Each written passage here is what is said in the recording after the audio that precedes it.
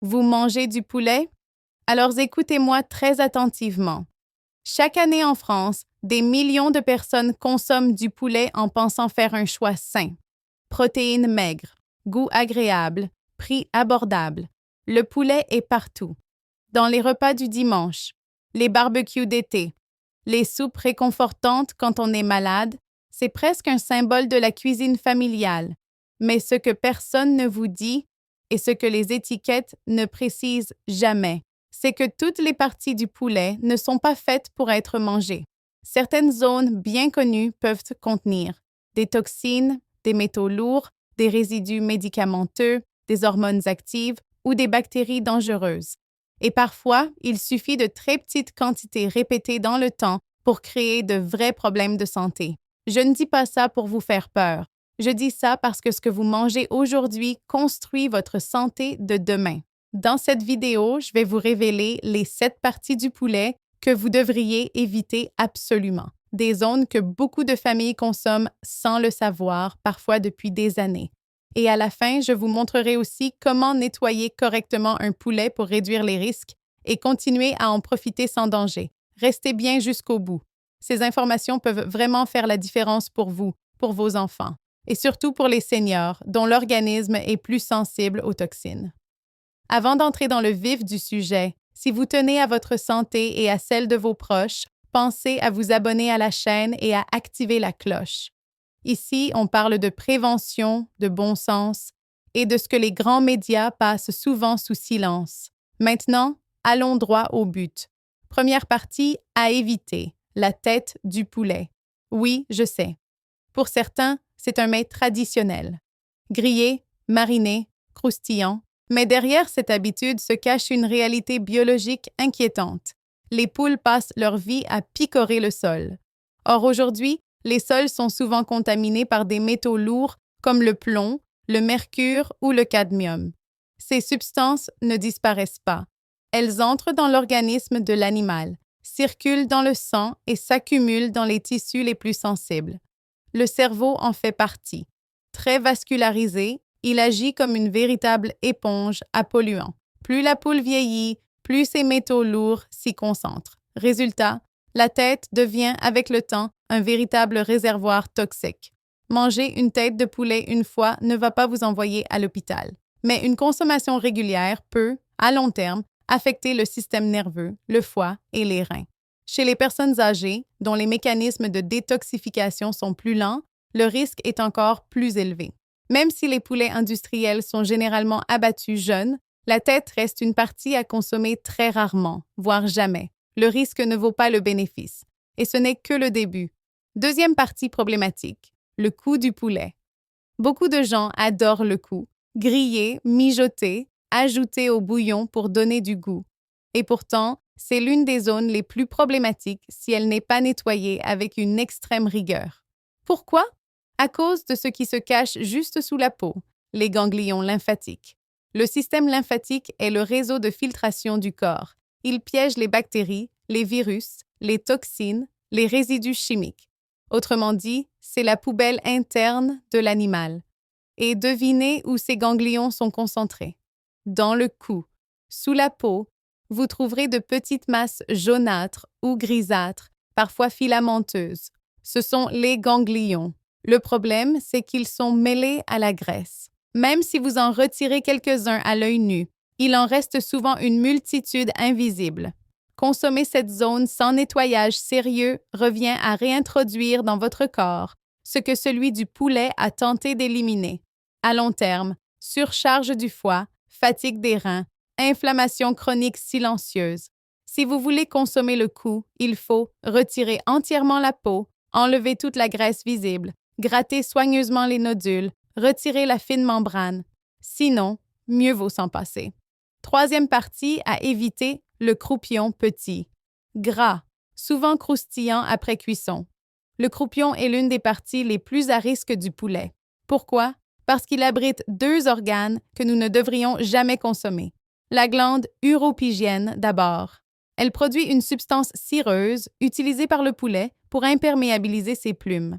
Cette glande est souvent infectée ou inflammée. Dans les abattoirs industriels, elle est presque toujours retirée. Mais chez les poulets fermiers ou abattus à domicile, elle est souvent laissée. La consommer peut provoquer nausées, lourdeur digestive et exposition à des toxines liposolubles. Deuxième organe, la bourse de Fabricius, un organe immunitaire situé près du rectum. C'est un véritable aimant à virus et agents pathogènes. Lors d'infection, c'est l'une des premières zones touchées. La règle est simple. Soit vous ouvrez le croupion et retirez soigneusement ces structures, soit vous coupez et jetez toute la partie. Ce petit morceau ne vaut pas le risque. Quatrième partie, la glande thyroïde, petite, discrète, facile à confondre avec de la graisse. La glande thyroïde du poulet se situe de chaque côté du cou. Elle produit des hormones thyroïdiennes extrêmement actives. Chez l'humain, leur ingestion peut provoquer palpitations, nervosité, transpiration excessive, troubles du sommeil, déséquilibres hormonaux. Chez les seniors ou les personnes ayant déjà un trouble thyroïdien, c'est particulièrement dangereux. Elle doit être retirée systématiquement. Cinquième partie, les poumons. Les poumons du poulet sont logés profondément contre les côtes. Ils accumulent tout ce que l'animal respire, poussière, moisissure, ammoniac, bactéries. Ils sont très difficiles à nettoyer correctement. Ils doivent être retirés intégralement, surtout si vous préparez un bouillon. Sixième partie, les glandes surrénales minuscules, jaunâtres, souvent confondues avec de la graisse. Elles produisent des hormones de stress, adrénaline, cortisol. Consommées, même en petite quantité, elles peuvent provoquer accélération du rythme cardiaque, hausse de la tension, agitation, anxiété, troubles du sommeil. Chez les personnes hypertendues ou cardiaques, le risque est réel. Septième danger, l'intérieur de la carcasse mal nettoyé, résidus de sang, restes d'organes, matière fécale, un terrain idéal pour la prolifération bactérienne. Le nettoyage est aussi important que la cuisson. Comment manger du poulet sans danger? Voici mes recommandations simples. Achetez votre poulet auprès d'une source fiable. Nettoyez-le méthodiquement. Retirez les zones à risque. Cuisez à cœur, au moins 70 degrés C. Mais souvenez-vous, la chaleur ne détruit ni les métaux lourds ni les hormones. Ces conseils sont informatifs et ne remplacent pas un avis médical.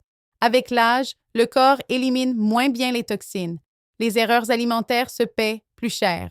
Un corps sain commence dans l'assiette, pas dans les médicaments, pas dans les compléments miracles. Si cette vidéo vous a appris quelque chose, dites-le moi en commentaire. Souhaitez-vous que je parle d'autres aliments à risque? Abonnez-vous à Next Age Health pour ne rien manquer. Avant de refermer cette vidéo, je veux te laisser avec une checklist simple, facile à retenir, que tu peux appliquer dès le prochain poulet que tu cuisines. Si tu dois te souvenir d'une seule chose, retiens ceci. Tout ce qui filtre, stocke ou régule doit être retiré. La tête, filtre des polluants. Le cou mal nettoyé, poubelle lymphatique. Le croupion, glandes et organes à risque. Les glandes, hormones actives. Les poumons, résidus respiratoires. L'intérieur de la carcasse, bactéries invisibles. Ce n'est pas une question de peur, c'est une question de logique biologique. Le poulet n'est pas un mauvais aliment, mais mal préparé, il peut devenir une source d'inflammation lente, silencieuse, cumulative. Et avec l'âge, ton corps pardonne moins. Il élimine plus lentement, il encaisse plus longtemps. C'est pour ça que ces détails comptent.